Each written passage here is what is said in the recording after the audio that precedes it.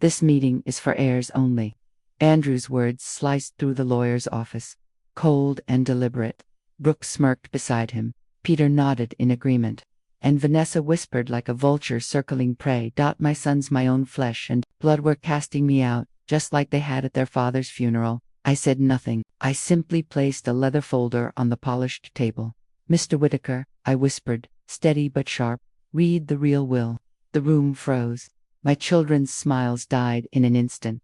Asterisk, asterisk, if you've ever felt dismissed, betrayed, or made to feel invisible, or maybe you've experienced the deepest loneliness or that unbearable pain of losing those you love most, share it. Leave a comment, tell me where you're watching from, and don't forget to subscribe, because maybe the next story will remind you of your own strength.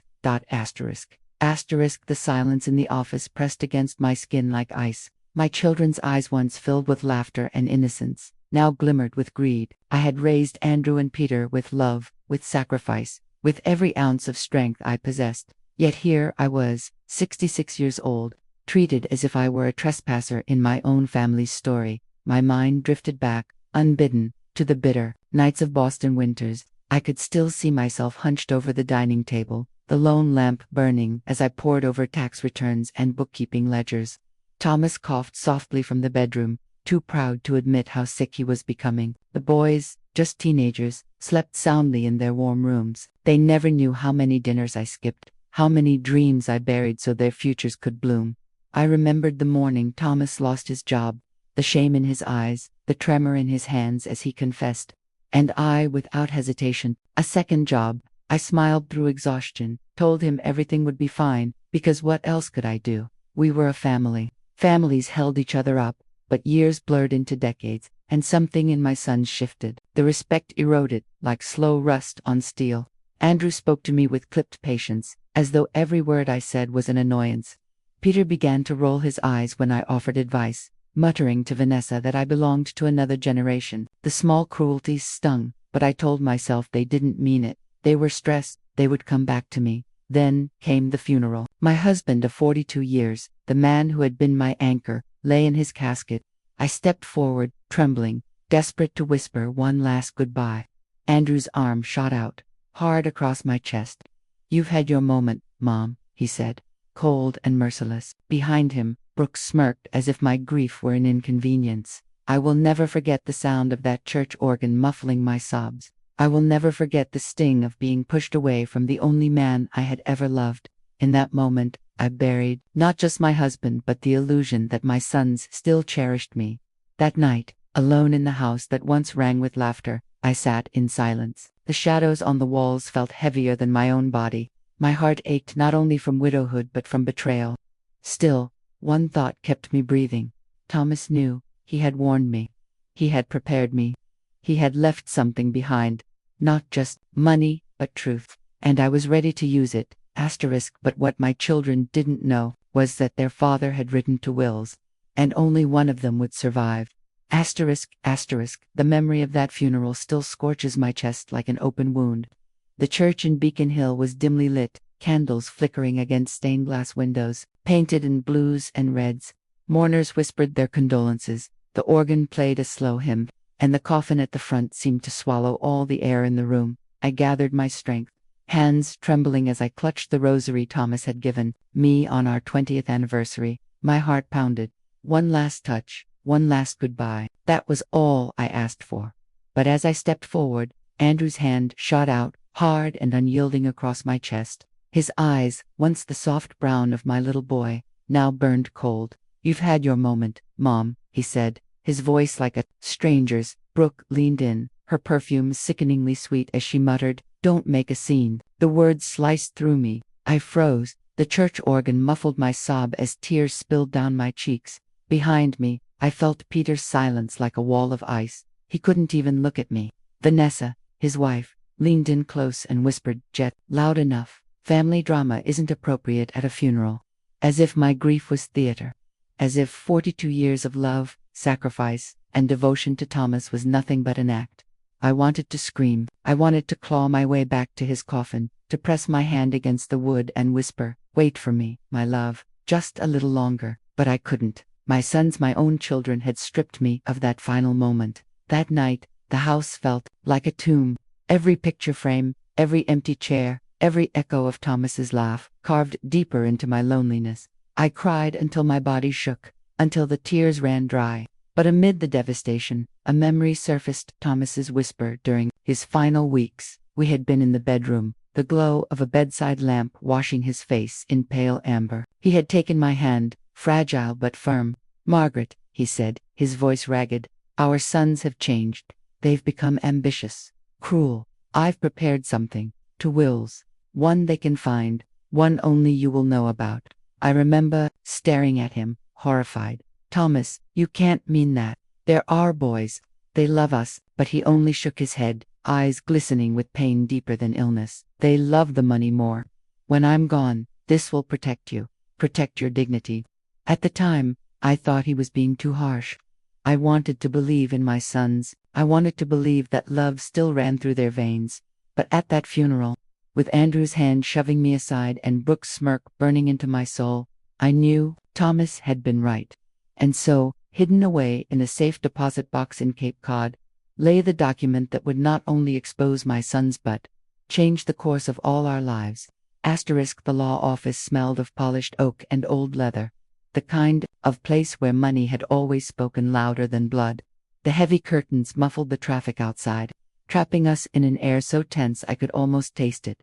Andrew leaned back in his chair, smugness radiating from every line of his face. Brooke sat beside him, her manicured hand resting on his arm like she was already the queen of an empire.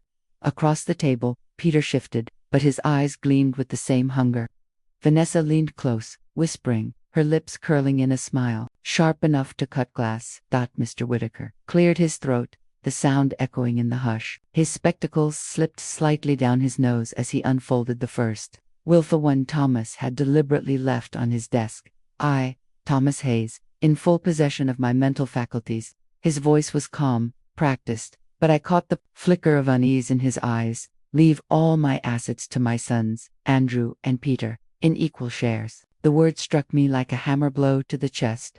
For a moment, my vision blurred. My boys, my own boys, they had been waiting for this moment. Brooke gasped, squeezing Andrew's arm with triumph. "Equal shares," she whispered, her voice thick with delight. Vanessa smirked, turning toward Peter. "Didn't I tell you? It's all yours now." Andrew grinned, arrogance dripping from every syllable. "Looks like Dad knew who the real pillars of this family were." Peter chuckled, adding, "Finally, Mom, you can rest. We'll take it from here." I clenched, my hands in my lap so tightly that my nails bit into my palms. My pulse thundered in my ears. Outwardly, I remained silent, my face calm as stone. Inside, though grief and rage tangled together until they felt indistinguishable. "Thomas, you were right," I thought. "They don't see me. They only see what I can give them, more what you left behind." Mr. Whitaker continued reading the provisions, his voice steady, but I noticed the faint tremor in his hands. He knew, he had seen the second will. He knew this farce was only the shadow before the storm. Meanwhile, Andrew leaned forward, tapping the polished table with a satisfied rhythm. "So, when do we get access to the accounts?" "Soon enough," Peter said, his tone casual, but his leg bounced beneath the desk like a boy who couldn't contain his anticipation. I wanted to scream at them, wanted to tell them that this gloating, this hunger, was exactly why they would never see a cent. But I stayed silent, because silence was power. And power, for the first time in decades, was mine. The room crackled with their triumph. To them, the game was already won. To me, it was only beginning. I waited until Jessica's smile widened, until Peter's laughter filled the room. And then, with deliberate calm, I slid the leather folder across the table. "Mr. Whitaker," I said softly, "there is another will. Asterisk, asterisk." The leather folder landed on the table with a sharp thud, the sound slicing through my son's laughter. Their eyes darted toward it, puzzled, before returning to me.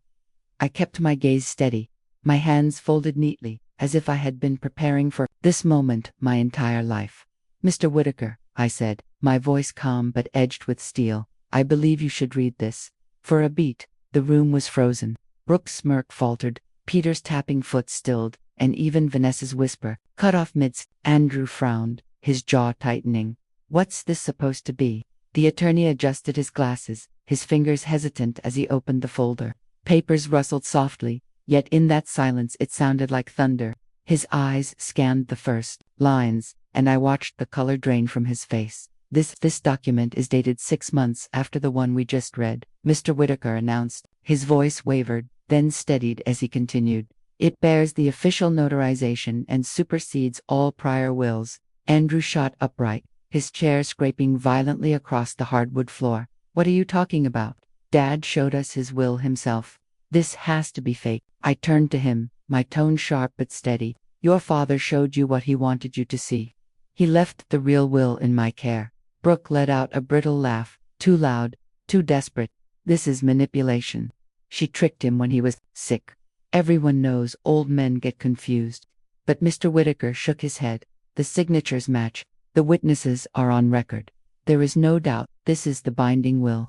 The words hung heavy in the air. I could see the disbelief spreading, like fire across their faces. Peter leaned forward, trying to snatch the papers from the lawyer's hands, but Mr. Whitaker pulled them back firmly. Vanessa hissed, through clenched teeth. This can't be right. There's no way he'd cut out his own sons. The attorney cleared his throat, his voice gaining authority.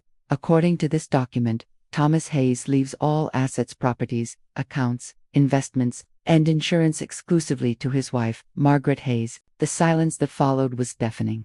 Then, eruption. Andrew slammed his fist onto the table. This is outrageous. You manipulated him in his final days.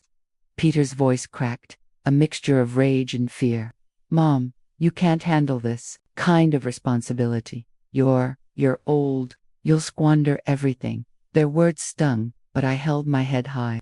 Inside, a storm raged. Sorrow that my children's love had withered into greed. Relief that Thomas had foreseen this moment, and a flicker of pride that I was no longer powerless. I met their fury with quiet strength. This was your father's decision.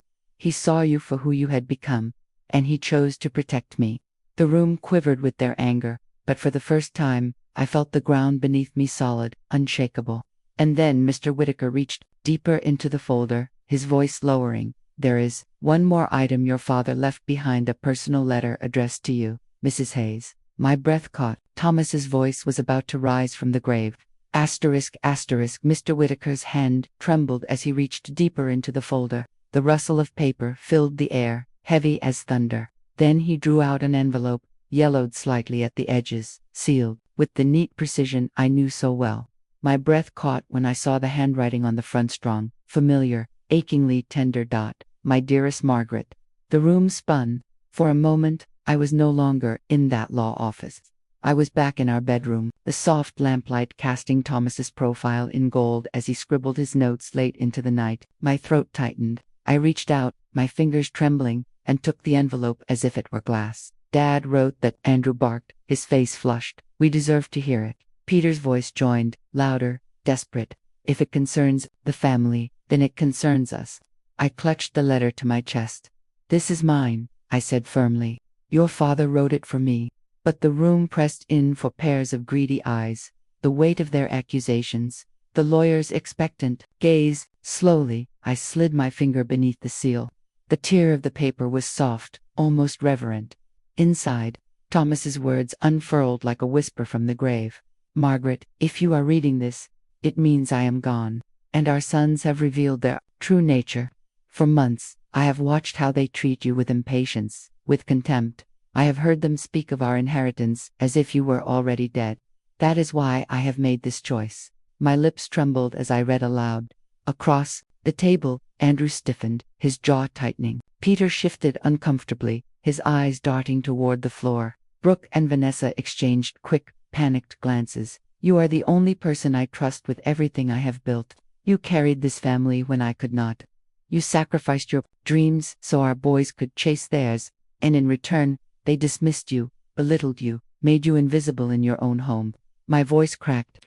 Tears blurred the ink, but I forced myself onward. The words were too important, too sacred. Margaret, I leave everything to you, not out of spite, but out of love, because I know you will not waste it. You will live.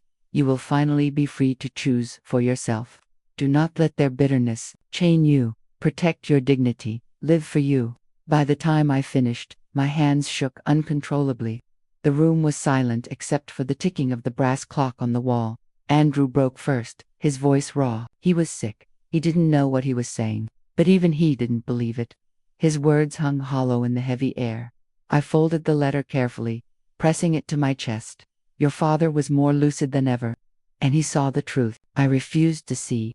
As I slipped the letter back into its envelope, Mr. Whittaker cleared his throat again. There is one more provision in this will, and it may change everything. The room braced for the next blow.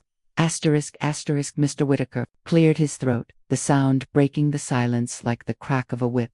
He glanced at me, then at my children, his expression unreadable. Slowly, he shuffled the pages until he reached the final sheet. There is an additional clause, he said, voice low but firm. Your father anticipated the possibility of conflict. He left instructions for a conditional provision. Andrew leaned forward instantly, his knuckles white against the table. A provision? What provision? Whittaker adjusted his glasses and read aloud.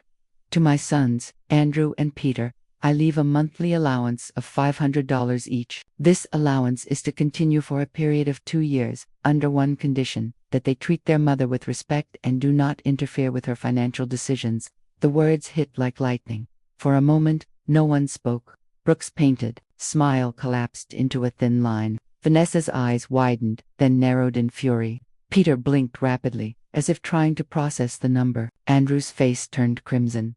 500, Brooke hissed. That's not an inheritance. That's an insult.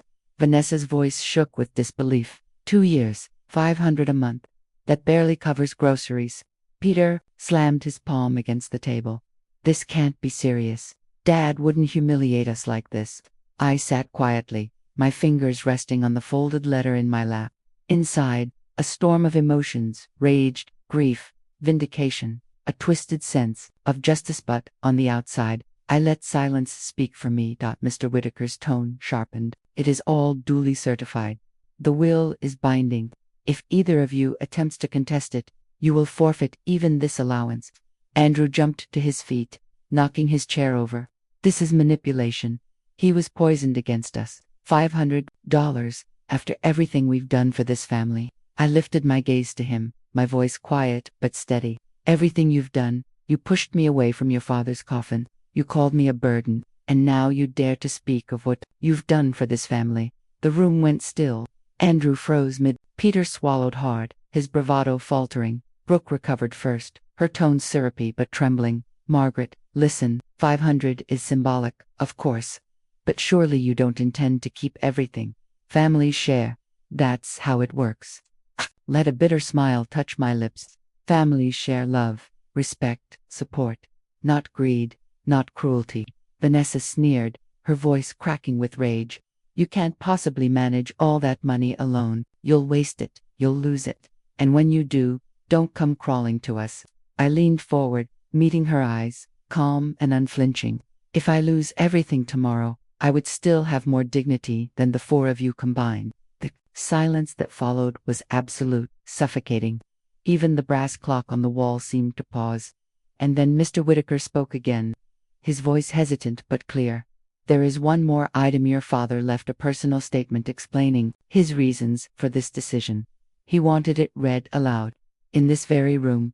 My children stiffened. The reckoning was far from over. Mr. Whittaker lifted the final page from the folder, his eyes flickering with the weight of what he was about to read. The room tightened, every breath sharp, every glance hostile. Andrew crossed his arms defiantly. Brooke clutched her handbag, as if it were armor. Peter leaned forward, and Vanessa's nails tapped nervously against the wood. Your father left a personal statement, Whittaker began, his voice solemn. He insisted it be read aloud in the presence of all heirs. Andrew scoffed. Heirs? She doesn't belong here. He jabbed a finger toward me. Whittaker ignored him and adjusted his glasses. Then he began. To my sons, Andrew and Peter, if these words reach your ears, it means I am gone. I want this read aloud because truth should not be whispered in shadows. It must confront you, just as you confronted your mother with cruelty. The room shifted. Andrew stiffened. Peter's eyes narrowed. I watched. In my final years, as the boys your mother and I raised with love became men driven by greed, I heard you speak of inheritance as if your mother's life had already ended. I saw the disdain in your eyes when she offered advice, the impatience when she asked for kindness. My throat tightened. Whitaker's voice carried Thomas's words, with a gravity that filled the room like a storm.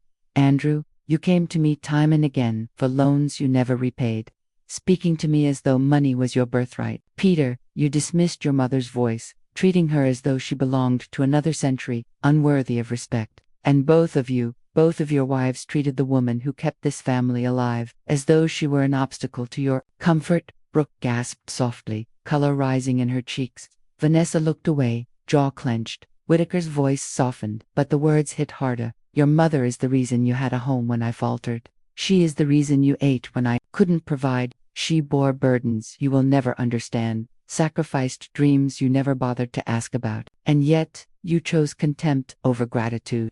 Tears stung my eyes. I bowed my head, clutching the letter I had folded earlier. I leave everything to your mother, not out of vengeance, but justice. Because love without respect is worthless.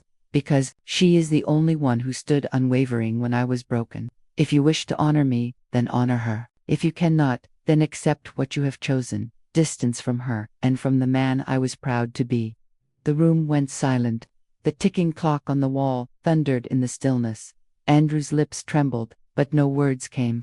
Peter shifted, shame and fury warring in his expression. Brooke's eyes glistened. Vanessa shook her head in denial. I sat straighter, my heart heavy yet strangely light. Thomas's voice had cut through the lies, leaving nothing but the raw truth. Whitaker set the page down gently. The silence that followed was unbearable until Andrew slammed his fist onto the table. This isn't over, he growled. If Dad won't defend us, then we'll take you to court, Mom. The crystal lights of the Newberry Street boutique gleamed off glass display cases, scattering prisms across the polished marble floor. I stood at the counter, admiring a delicate emerald bracelet, the kind of luxury I had once only dreamed about, for the first time in decades. I wasn't asking permission, I was choosing for myself. The saleswoman smiled warmly as she placed the bracelet in a velvet box. It suits you perfectly, Mrs. Hayes. The sound of a familiar grating voice shattered the calm. Well, what a surprise. I turned slowly.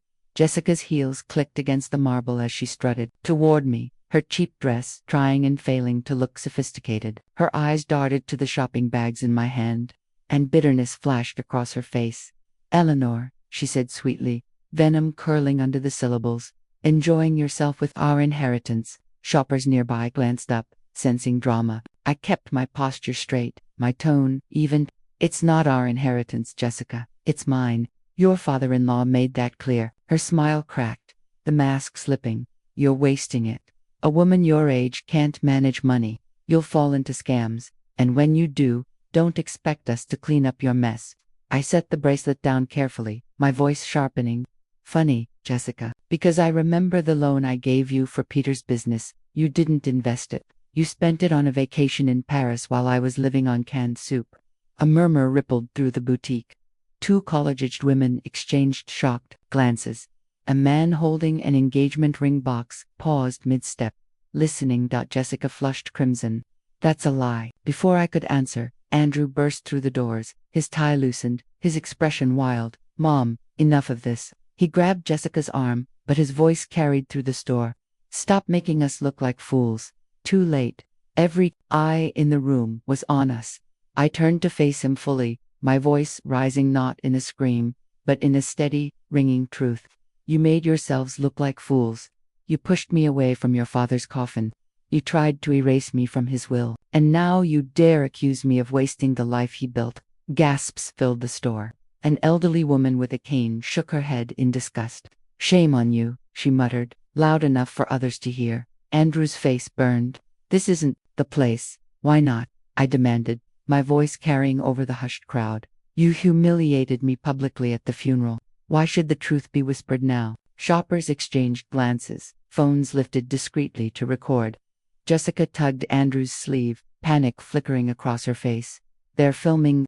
I smiled sadly, straightening my shoulders. Good. Let the world see exactly what kind of sons I raised. In that glittering boutique, surrounded by strangers and strangers' judgment, my children finally realized the truth. Their greatest fear wasn't losing the money, it was losing the mask. and that mask was crumbling, in front of everyone. The courtroom in Suffolk County was stark, its walls lined with shelves of law books that smelled of dust and finality. Light from tall windows slanted across polished benches, cutting the room into bands of gold and shadow. I sat at the petitioner's table, hands folded in my lap, my attorney beside me. Across the aisle, Andrew and Peter whispered furiously, with their lawyers, their wives perched behind them like hawks, ready to strike. The judge, a stern woman named Alvarez, lifted the file before her. Her voice was measured, but it carried weight. We are here to consider the petition filed by Andrew and Peter Hayes, alleging undue influence and lack of capacity in the last will and testament of Thomas Hayes. Andrew shot to his feet. Your Honor, my mother manipulated my father in his final days. He was weak, confused, he didn't know what he was signing. His voice cracked, echoing across the chamber. Judge Alvarez raised a hand for silence. You will have your turn to present evidence. Sit down. Peter rose next, calmer, but no less desperate. Your Honor, we only ask for fairness. My father would never disinherit his sons. It goes against everything he stood for. My attorney slid a document across the table. Your Honor, may I submit Exhibit A, a letter from Mr. Hayes's physician, dated 1 week before the will was signed. It certifies that he was of sound mind and fully competent. The judge scanned the letter, her expression unreadable. Andrew's lawyer jumped in quickly. Letters can be fabricated. We demand an independent review. But Judge Alvarez's tone sharpened.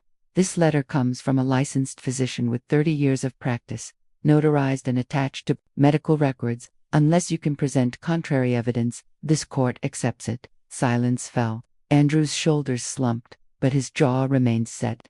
Brooke leaned forward, whispering furiously, "Say something. Don't let her win." Whitaker, seated quietly behind me, rose at the judge's request.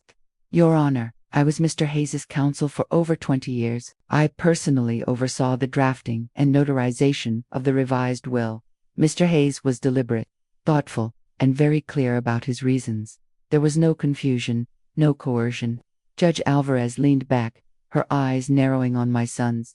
Gentlemen, this petition reeks of desperation. You present no credible evidence, only speculation. The law does not operate on entitlement, it operates on proof. Andrew's face went crimson. But we're his sons. We have rights. The judge's gavel cracked against the sound block, sharp as thunder. Your rights were defined by your father, and he made his wishes abundantly clear. Petition denied. The words echoed like a sentence. Brooke gasped. Vanessa cursed under her breath. Peter buried his face in his hands. Andrew slumped back, defeated, his fury collapsing into silence. I exhaled slowly, relief flooding my chest. For once, the law was not against me. It was with me. As we filed out of the courtroom, the whispers followed us, law clerks, journalists, even strangers. My children had not only lost the case, they had lost their last shred of dignity. But they weren't finished yet. And neither was I. The sound of gulls and the steady rhythm of waves replaced the echo of courtrooms and slammed doors. For the first time in months, my mornings began not with anxiety but with the soft golden light of sunrise over Cape Cod Bay. I had sold the family house in Brookline, a house that had become a mausoleum of pain, and moved into a small but beautiful oceanfront condo. The first morning I awoke there, I stepped barefoot onto the balcony. The breeze was cool, salty, alive.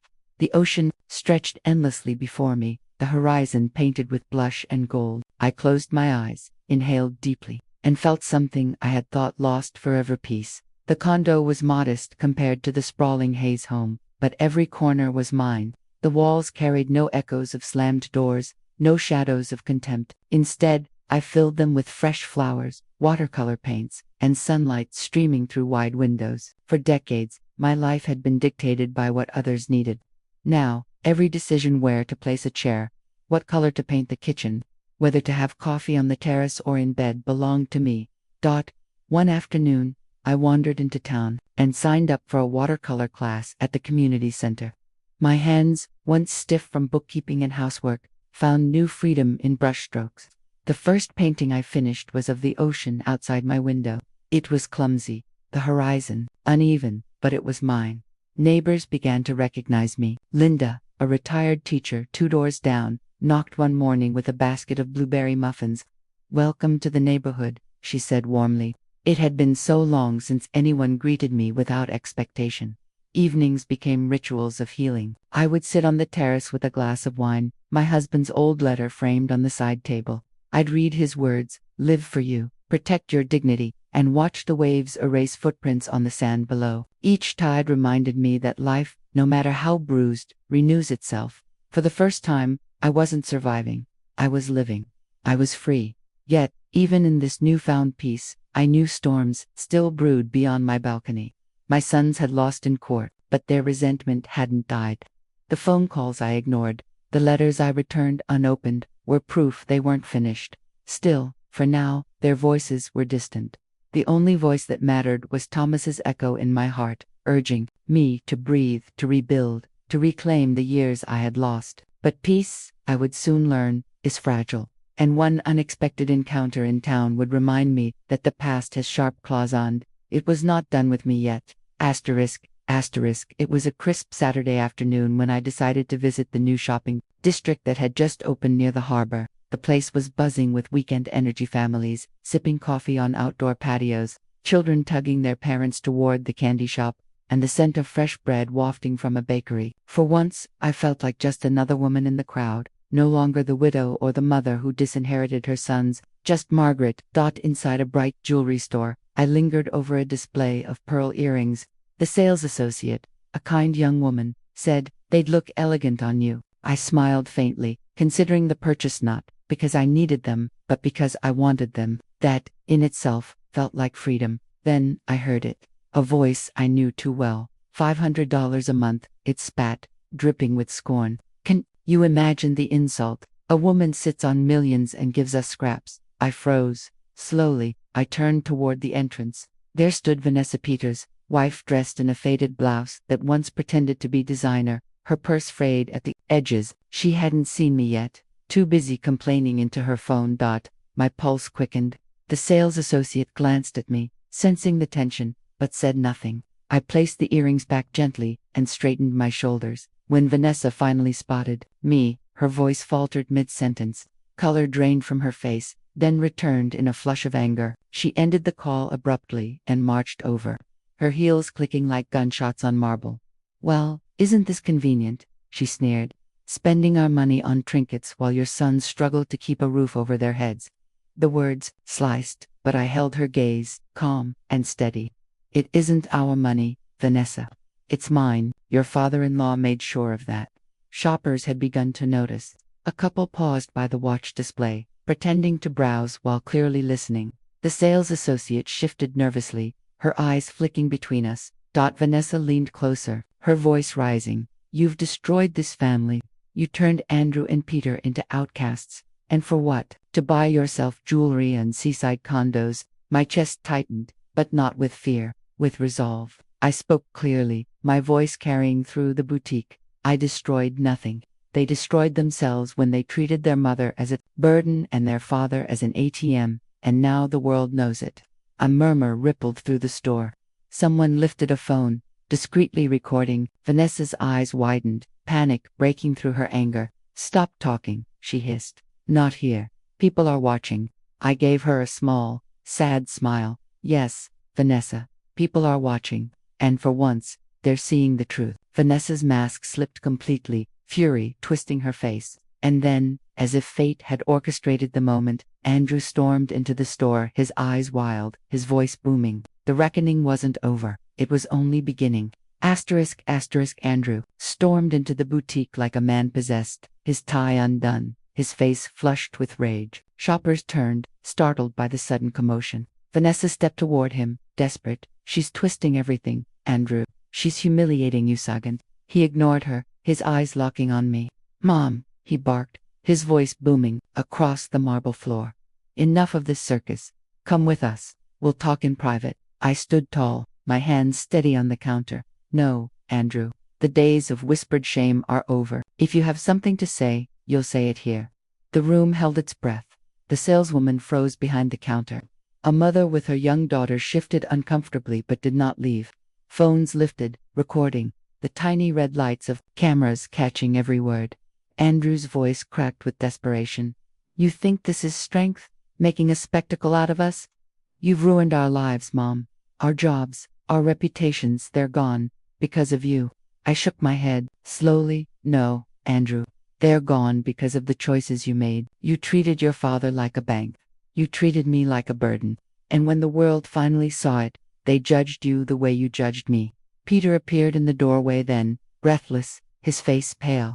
Please, Mom, he begged, his voice trembling. We can fix this. We can be a family again. A bitter laugh escaped my lips, surprising even me. Family. When was the last time you treated me like family? When you shoved me away from your father's coffin. When you told me I belonged in a nursing home. When your wives sneered at me in my own house. The boutique was utterly silent, except for the crash of my words. Andrew's lips pressed into a thin line. Vanessa muttered curses under her breath. Peter lowered his gaze, shame washing over him. I drew a deep breath, steady and unflinching. Listen carefully. I am not your obstacle. I am not your burden. I am your mother. And this life I have know as mine. You cannot take it from me, and you cannot define it for me. I gathered my shopping bags, my back straight as stone. As I walked toward the exit, a woman from the crowd called out, her voice warm. Good for you, sweetheart. Don't let them break you. Applause followed, soft at first, then growing. My children stood frozen, their empire of entitlement crumbling around them. Outside, the sea air filled my lungs, cool and bracing. For the first time, I felt completely free. If you've ever been made to feel invisible in your own family, remember this. Love without respect is not love. Protect your dignity. Protect your peace. You are not selfish for drawing boundaries. You are brave, because sometimes the greatest act of love is finally choosing yourself.